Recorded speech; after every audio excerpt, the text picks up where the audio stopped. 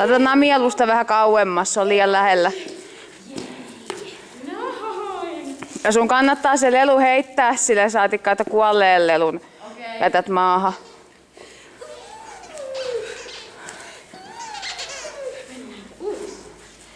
Sä pidät se vaikka kädessä sen lelun ja sillä innostat sitä menee ensin putkeen. Se on sille kauhean kiva.